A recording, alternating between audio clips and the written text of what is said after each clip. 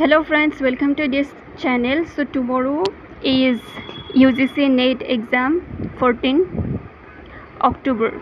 So today I am going to discuss 2021 UGC NET law paper. So that means we are discussing PYQs, previous year question papers.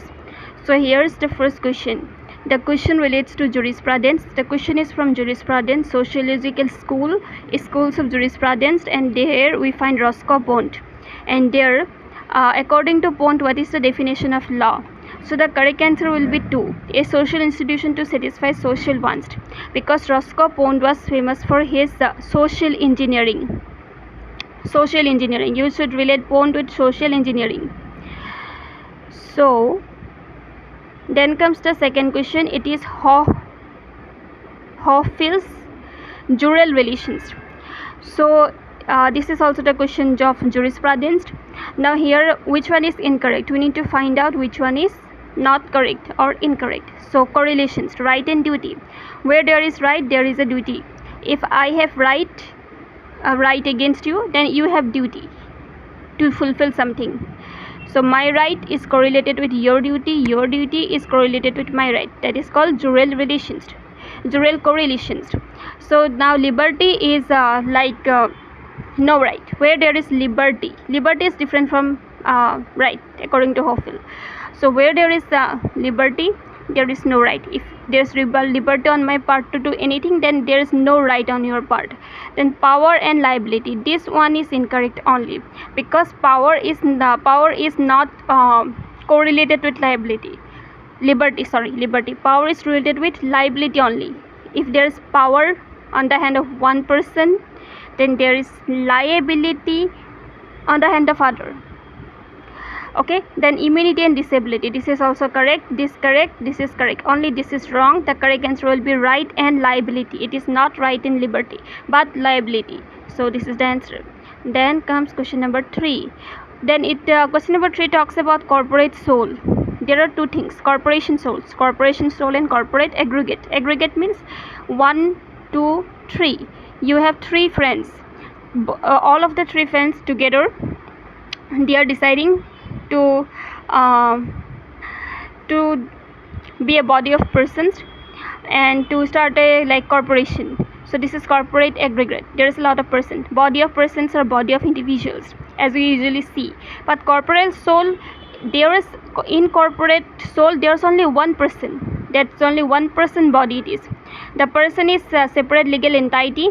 It is legal person, and the person can have successors, but the office will continue. That means the office is separate legal entity from the individual. Individual is separate, the corporate soul itself is separate. So the main purpose of the corporate soul is to make continuity of the office, because there will be successor. First of all, this is person 1 will come, then person 2 will come, then person 3 will come, and thereby the corporation soul will be continued. This is the main thing. Then so next it is a kind of statement which is under the quotation. This kind of questions are very usual in UGC NET, and you have to find out who said this. So the statement here is, every man has a property in his own person. Property, what do we understand by the general meaning of the term property? We understand by it like house, land, building, or something like that, right? But property, what about the property of the body of the person? Body of the person under IPC 96-106 of Indian Penal Code, I have the right to private defense of my body, of my person, as well as property. Person and property. This person is the body of the person. That means my body. Nobody can hurt my body. And property means the property, which we understand by property. And has right to preserve his property, that is his life, liberty, and state. According to Locke, the person's property is his life. Just like Article 21, we have right to life and liberty. Similarly, liberty is also property, and state is also property. That means the body of the person also comes under the definition of property. It was said by Locke. How will you remember this definition? You need to make mnemonics, because similarly lock means lock. This is the lock, and this is the key, right? So Locke said about property, so Locke. Then the next one is, now this question relates to the Constitution of India. So what it says, Okay, under the special powers of Rajya Sabha, there are two houses, Rajya Sabha, Lok Sabha. Rajya Sabha is upper houses, Lok Sabha is the lower house. Lok Sabha is House of the People, Rajya Sabha is Council of States. That means the states, this is the Rajya Sabha is relating to the federal structure of the Constitution of India, right? Which of the, under the special powers of Rajya Sabha, which of the following resolution can originate only in Rajya Sabha? You know one thing, money bill cannot originate in Rajya Sabha, right? So the correct answer here will be A, B and C. That means resolution seeking removal of Vice President. Okay, removal of Vice President. Then B, resolution seeking creation of one or more All India services. The Rajya Sabha can only do this. Removal of Vice President, the Rajya Sabha can only do it.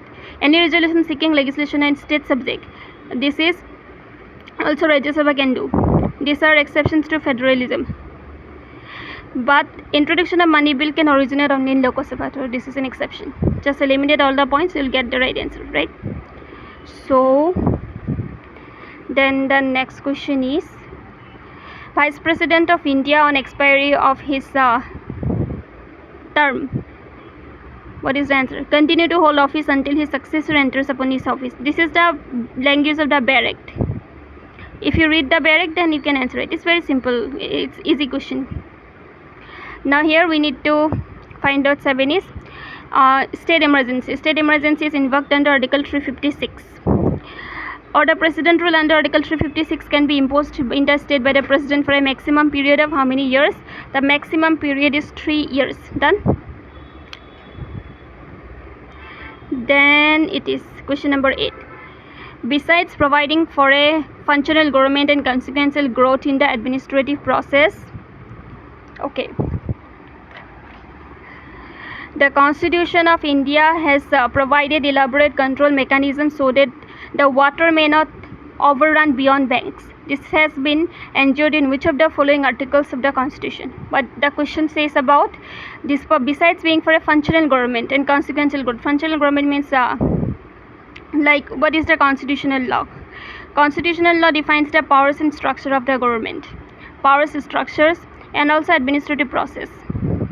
Done. The Constitution already provided it. Three organs of the government: judiciary, legislative, executive. Powers are divided between them, center and state, and 3 lists in Schedule 7 of the Constitution of India. Everything has been given there, right? But Constitution also provides elaborate control mechanism so that the water may not run beyond banks. That means so that everything remains good. Like so, what are those articles? It's very easy. See, Article 14, 21, 41 won't be like that. It is relating to fundamental rights. 246, 247, 248. This is 248 residuary power. 246 territorial. It's about Schedule 7 of the Constitution of India. So these are also eliminated. 15, 16, 17 eliminated. The right answer is Article 32, 226 and 227. 32, 226 repetition, remedy for violation of constitutional right. You know the difference of 32 and 226. 32, 226 is wider than 32 and 227 is also. So then next 9. Okay,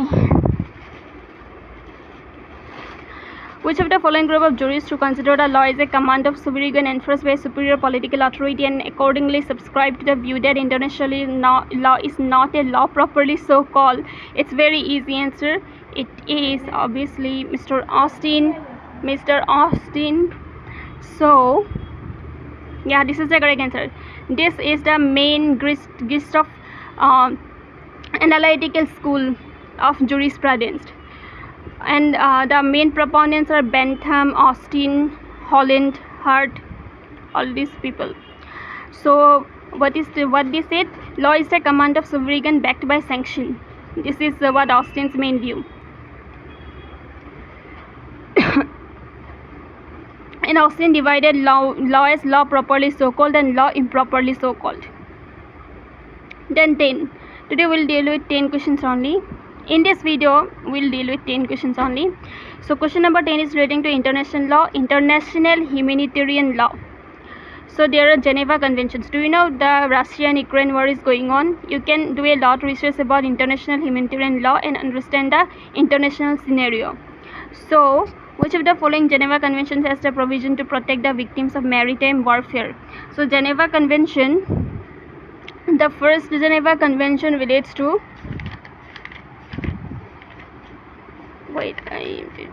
First Geneva Convention protects the wounded and sick soldier on land. It is relating to land first. Okay, wounded and sick soldiers who are no longer participating in the war, they are injured and they are sick. Then second Geneva Convention related to wounded and sick and shipwrecked military personnel at sea during war. Second is relates to sea. First one is relating to the land. Then third one relates to the prisoners of war during World War II and World War. There are many violations of what we can call war crimes, genocide, crime against humanity, crime against peace. So the third relates to to the prisoners of war. And the fourth Geneva Convention deals with protection to civilians, including in occupied territories. Civilians, general public of Russia, general public of Ukraine, who are not participating in the war because only Putin declared the war. So but this person deserves protection. Why do you suffer because of some leaders who are in power, just like Hitler, Putin? Why these normal civilians will suffer? They might not want war, right? So the fourth Geneva Convention protects those people. So the correct answer will be, what is the correct answer? Victims of maritime, it is second. Okay, so that's all about this video.